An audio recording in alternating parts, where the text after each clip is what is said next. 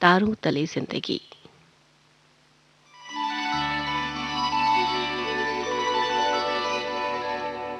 तारों तले जिंदगी।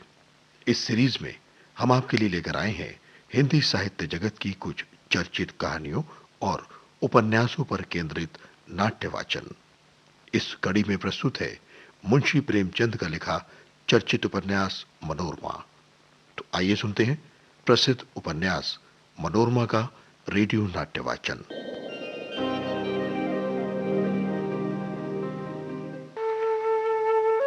गुरु सेवक लौंगी को घर से बाहर निकालना चाहते थे। हरि सेवक इस बात के लिए बड़े दुखी थे और मनोरमा से इन सब बातों को कह रहे थे। और अब सुनते हैं मनोरमा के रेडियो नाट्य वाचन की 40वीं कड़ी।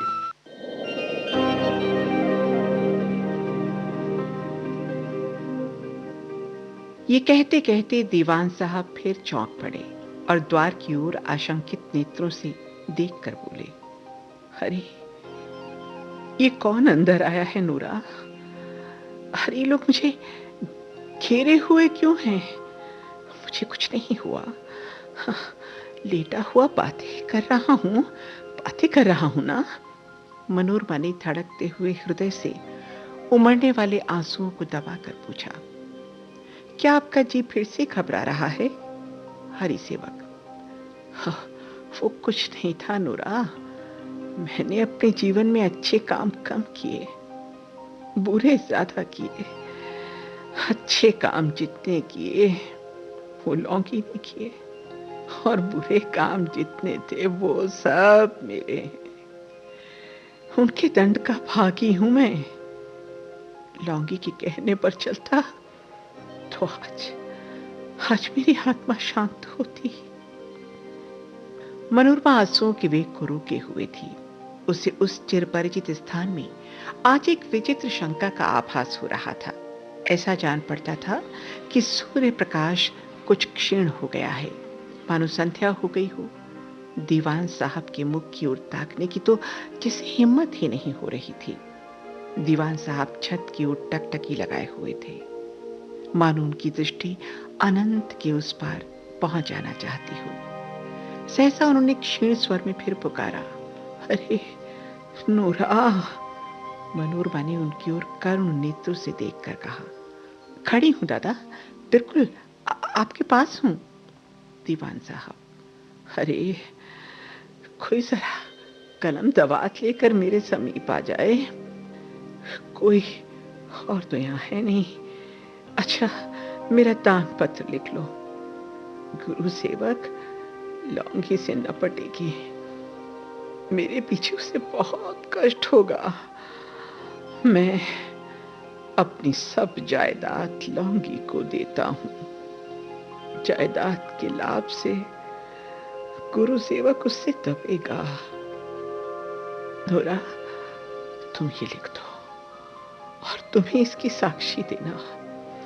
ओह, ये वसीयत तुम अपने पास ही रखना।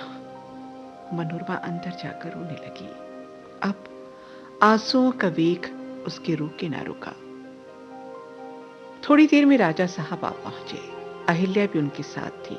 मुंशी वज्रधर को भी उड़ती हुई खबर मिली। दौड़े चले आए। रियासत के सैकड़ों कर्मचारी जमा हो गए। डॉक्टर भी आ पहुंचा, किंतु दीवान साहब ने आंखें नहीं खोली। अचेत पड़े हुए थे, लेकिन आंखों से आंसू की धारें बह बह कर गालों पर आ रही थी। एकाएक द्वार पर एक बग्घी आकर रुकी और उसमें से एक स्त्री उतरकर घर में दाखिल हुई। सोच मन गया, आ गई। अरे ये लौंगी थी। लौंगी आज ही हरिद्वार से चली थी। गुरु सेवक से उसकी भेंट नहीं हुई थी। इतने आदमियों को जमा देखकर उसका हृदय दहल उठा। उसके कमरे में आते ही लोग पीछे हट गए। केवल मनोरमा, उसकी भाभी और अहिल्या ही रह गए। लौंगी ने दीवान साहब के सर पर हाथ रखकर भर्राई आवाज में कहा, प्राणनाथ, क्या मुझे छोड़कर चले जाओगे? दीवान साहब की आंखें खुल गईं। उन आंखों में कितनी अपार वेदना थी, किंतु कितना प्रेम था। उन्होंने दोनों हाथ फैलाकर, लौकी, अरे पहले क्यों नहीं आई? लौंगी ने दोनों फैले हुए हाथ के बीच में अपना सिर रख दिया और उस अंतिम प्रेमालिंगन के आनंद में विह्वल हो गई। आज उसे मालूम हुआ कि जिसके चरणों पर मैंने अपने को समर्पित किया था, वो अंत तक मेरा रहा। एक शोकमय कल्पना भी कितनी मधुर और शांतिदायिनी थी। वो इसी विस्मृति की दशा में थी कि मनोरमा का रोना सुनकर चौंक पड़ी। दीवान साहब के मुख की ओर देखा, तब उसने स्वामी के चरणों पर सिर रख दिया और फूट फूट कर रोने लगी। एक क्षण में मानो सारे घर में कोहराम मच गया। ठाकुर हरि सेवक का क्रियाक्रम हो जाने के बाद एक दिन लौंगी ने अपना सब कपड़ा लत्ता बांधना शुरू कर दिया। उसके पास रुपए पैसे जो कुछ भी थे, सब गुरु सेवक को सौंप कर बोली, भैया अब मैं किसी गांव में जाकर रहूंगी, यहाँ मुझसे नहीं रहा जाता। वास्तव में लौंगी से अब इस घर में रहा ही नहीं जा रहा था। घर की एक एक चीज उसे काटने को दौड़ती थी। 25 साल तक इस घर की स्वामिनी बनी रहने के बाद वो किसी की आश्रिता नहीं बन सकती थी। वैधव्य के शोक के साथ वो भाव कि मैं किसी दूसरे की रोटियों पर पड़ी हूं, उसके लिए असहनीय था। हालांकि गुरु सेवक पहले से अब कहीं ज्यादा उसका लिहाज करते थे और कोई ऐसी बात नहीं होने देते थे जिससे उन्हें रंज हो। फिर भी कभी कभी ऐसी बातें हो ही जाती थी जो उसकी पराधीनता की याद दिला देती थी। इसलिए अब वो यहां से जाकर किसी देहात में रहना चाहती थी।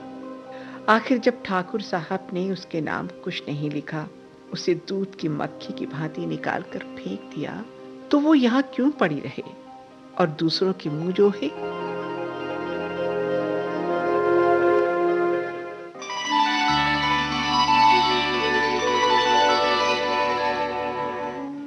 तारों तले जिंदगी क्रम में अभी आप सुन रहे थे मुंशी प्रेमचंद के लिखे उपन्यास मनोरमा का रेडियो नाट्य वाचन।